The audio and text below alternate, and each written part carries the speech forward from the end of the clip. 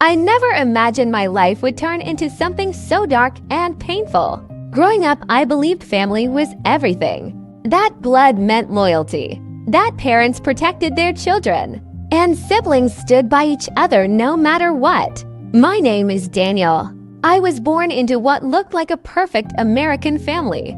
Nice house, smiling parents, holiday dinners, family photos on the wall. But behind those walls, I was invisible. I was the middle child, not the favorite, not the problem, just the one nobody noticed. My older brother Michael was the golden boy, straight A student, star athlete. Everyone loved him. My parents praised him constantly. My younger sister Emily was the baby, protected, spoiled, always defended. And then there was me, the mistake nobody talked about. No matter how hard I tried, it was never enough. Good grades were expected. Hard work was ignored. My feelings never mattered. By the time I turned 18, I knew one thing clearly. I had to escape.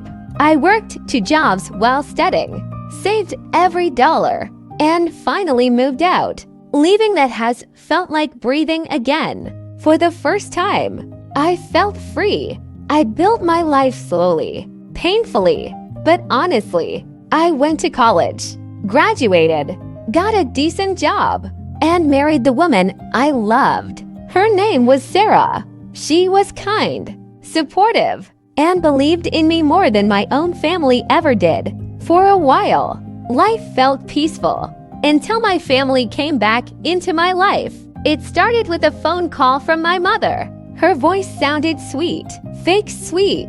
She said they wanted to reconnect, to fix the past, to be a family again. Against my better judgment, I agreed.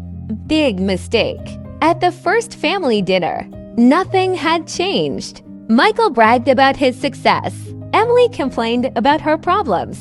And my parents listened like proud fans. When I spoke, they looked bored. But Sarah noticed. She always noticed. Later that night, she told me something that made my blood run cold. She said my mother had pulled her aside and warned her. She said, "Be careful with Daniel. He has always been unstable.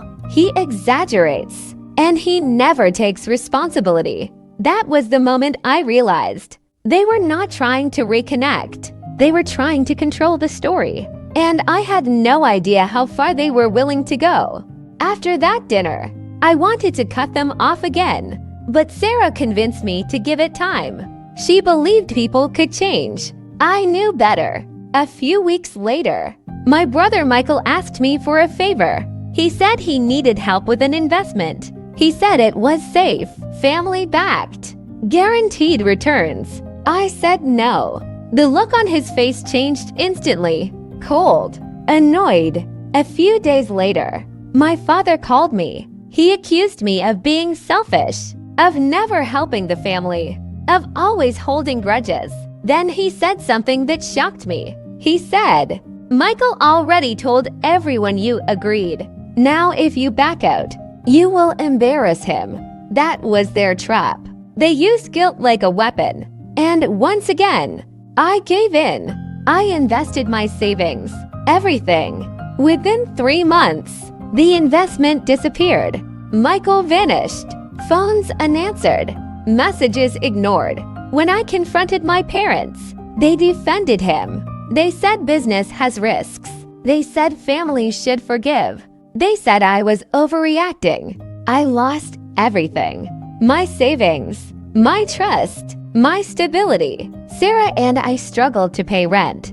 Bills piled up. Stress filled our home. And that is when my family made their final move. They started spreading stories. They told relatives, friends, even people at my workplace. They said I was irresponsible, that I had gambling issues, that Sarah married me for money. My reputation was destroyed. At work, my boss pulled me aside. He asked questions based on lies. Soon after, I was let go. Official reason, company restructuring. The truth, my family ruined me. I was broke.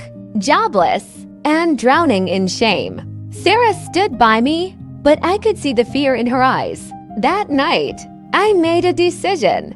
I would never beg again. I would never explain myself again. If my family wanted a villain, I would become one. Quietly, patiently, strategically. They thought I was finished. They had no idea. I was just getting started. I spent months rebuilding. Not my old life, a new one. I documented everything. Messages, emails, bank transfers. I learned the truth about the investment. It was never real. Michael had used my money to cover his own debts, luxury trips, expensive habits, and my parents knew. I started a small online business from nothing. Late nights, no sleep. Slowly, money began to come in. Then I contacted a lawyer, not to attack, but to prepare. At the same time, I reconnected with relatives, quietly, individually. I showed them proof, not words, facts. The stories my parents told started to crack. Then came the opportunity. Michael applied for a major promotion, public, high profile, background checks involved. I sent the evidence anonymously.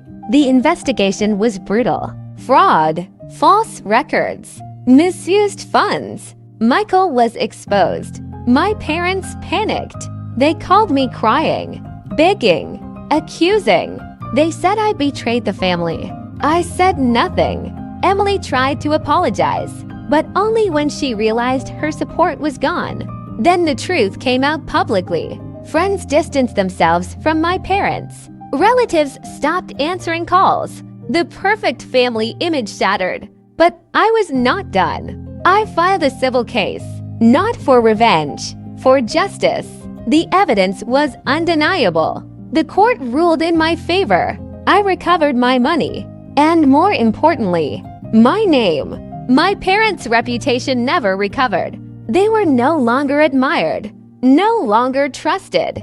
Michael disappeared from social circles. Emily moved away. As for me, I rebuilt everything. Stronger, smarter. Sarah and I moved to a new city. Started fresh. I learned something powerful. Sometimes revenge is not destruction. It is truth. Sometimes silence hurts louder than anger. And sometimes the best revenge is surviving and winning.